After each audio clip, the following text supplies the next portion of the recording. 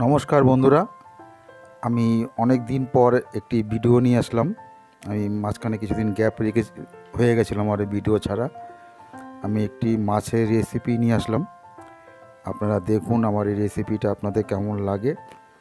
যদি ভালো লাগে একটু লাইক শেয়ার কমেন্ট করে জানাবেন। ভিডিওটা আপনারা দেখতে থাকুন। আমার চ্যানেলটাকে যদি সাবস্ক্রাইব করা না থাকে তাহলে সাবস্ক্রাইব করে দেবেন। আমি প্রথমে দেখাচ্ছি 3 পিস আমি কাতলা মাছের পিস নিয়েছি, 3টে পেটি দেখে। তার সঙ্গে নিয়েছি সিদ্ধ আলু,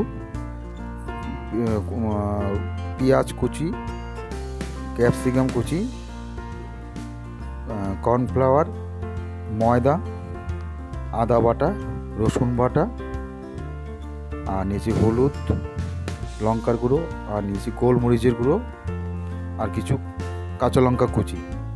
আমি প্রথমে মাছটাকে একটু সিদ্ধ করে নিয়েছিলাম, একটু নুন হলুদ দিয়ে মাছটাকে আমি সিদ্ধ করেছি।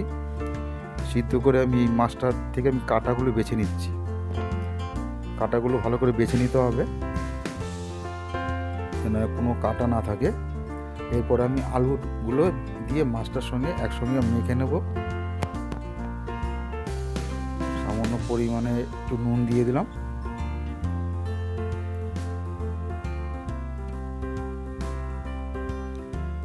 একটু লঙ্কার গুঁড়ো দিয়ে দিচ্ছি, একটু হলুদ গুঁড়ো দিয়ে দিচ্ছি, আর একটু গোলমরিচের গুঁড়ো দিয়ে দিচ্ছি। আপনারা আন্দাজ মতো দেবেন।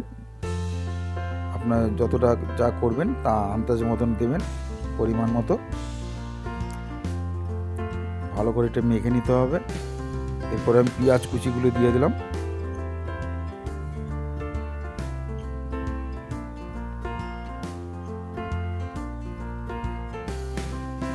ভালো করে মেখে নিতে হবে। এরপর আমি এর মধ্যে কর্নফ্লাওয়ার দিয়ে দিচ্ছি, এই ছোট চামচের 3 চামচের মতন, আর 3 চামচের মতো ময়দা দিয়ে দিচ্ছি। এবার সব কটা উপকরণ দেওয়া হয়েছে। এবার ভালো করে মেখে আমি এটা ভাজতে চলে যাব।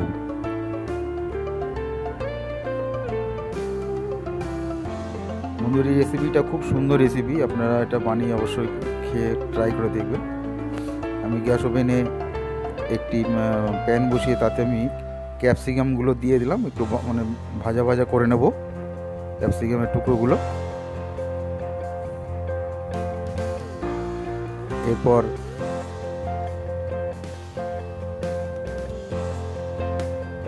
আদা কুচি, পেঁয়াজ কুচি দিয়ে দিলাম, কাঁচা লঙ্কা কুচি দিয়ে দিলাম। বন্ধুরা, আমি আগেই ওই মাখাটাকে আমি ভেজে নিয়েছিলাম। আমি ওইটা ভেজে দেখুন পাশে দেখা যাচ্ছে আমার ওইটা ভাজা হয়ে গেছিলো। ওইটা আমি আর আপনাদের দেখাইনি, আমি ওটা ভাজা হয়ে গেছিলো। এরপর আমি পেঁয়াজটা দিয়ে দিলাম। পেঁয়াজটা দিয়ে একটু অল্প করে একটু ভেজে নেব।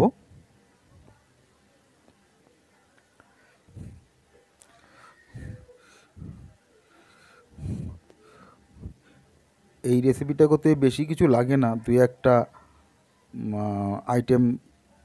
আইটেমই তৈরি হয়ে যায় এটা। হলুদ গুঁড়ো দিয়ে দিচ্ছি পরিমাণ মতো, লঙ্কা গুঁড়ো দিয়ে দিচ্ছি, ঝাল আপনারা বুঝে দেবেন, কেননা এর মধ্যে গোলমরিচের গুঁড়ো দেওয়া হবে, ওই জন্য লঙ্কার গুঁড়োটা আপনারা বুঝে শুনে দেবেন। এবার দিয়ে একটুখানি হালকা করে এই ক্যাপসিকাম আর পেঁয়াজ ইয়েটাকে একটু কষিয়ে নিতে হবে।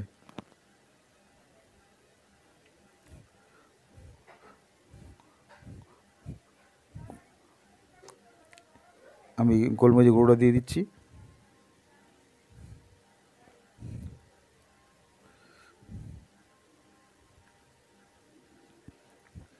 এই রেসিপিটার মধ্যে একটু ঝাল ঝাল হলে ভালো হয় খেতে, কেননা আমি এটা ঝাল কম দিয়ে এটাকে আমি রেসিপিটা করেছি, কারণ এই রেসিপিটা অ্যাকচুয়ালি ঝালের ওপরই চলে। এই রেসিপিটা আপনি যে কোনো কিছুর সঙ্গে খেতে পারবেন। রুটির সঙ্গে তো খুব ভালোই লাগবে, রুটি লুচি সঙ্গে খেলেও খুব ভালো লাগবে খেতে আপনাদের। আমি এখানে টমেটো সস দিয়ে দিচ্ছি।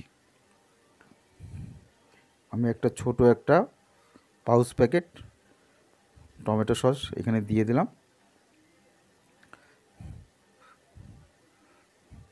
টমেটো সসটা দিয়ে একটুখানি কষিয়ে নেব।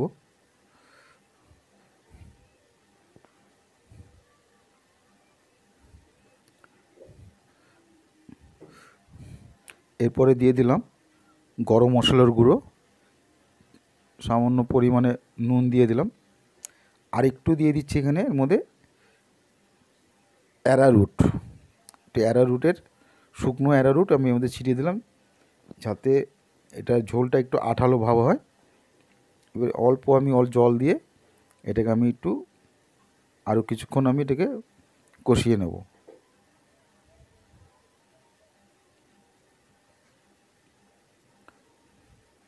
বেশি জল দেবেন না, এটা খুব একটা ঝোল ঠোল হবে না, এটা একটুখানি জলটা টানবে, একটু মাখা মাখা হবে, তবে এটা খেতে ভালো লাগবে। এবার আমি বড়া ভাজাগুলো ভেজেছিলাম এবার দিয়ে দিলাম।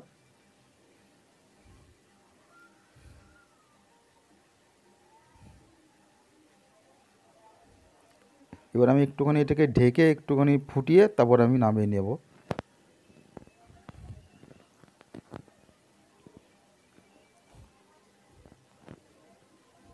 আমি একটু ঢেকে রেখে তো আমি নামিয়ে নিচ্ছি। আমার হয়ে গেছে, আমার রেসিপিটা পুরো কমপ্লিট তৈরি। আমি এবার একটা জায়গাতে তুলে নেব। বন্ধুদের বলছি যে আপনারা রেসিপিটা বানিয়ে খান, ভালো লাগবে খেতে। এখন নতুনত্ব রেসিপিটা অনেকটা আপনার চিলি ফিশ বা চিলি চিকেন যেরকম হয় ওরকম টাইপেরই খেতে লাগবে এটা। আমার এই রেসিপিটা আপনাদের ভালো লাগলে অবশ্যই একটু কেমন লাগলো আপনাদের কমেন্ট করে একটু জানাবেন। আর আমার এই চ্যানেলটাকে একটা সাবস্ক্রাইব করে রাখবেন আগামী ভিডিওর জন্য। এই বলে আমি ভিডিওটা শেষ করব। আমার সঙ্গে থাকার জন্য আপনাদের সবাইকে ধন্যবাদ জানাচ্ছি।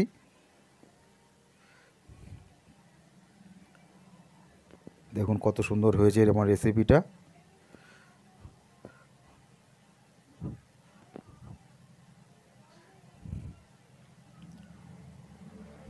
সব আমি একটা দেখুন বড়া তুলে দেখাচ্ছি, একটা কেটেও দেখাচ্ছি কতটা নরম হয়েছে, একদম নরম তুলতুলে হয়েছে একদম বড়া ভাজাটা।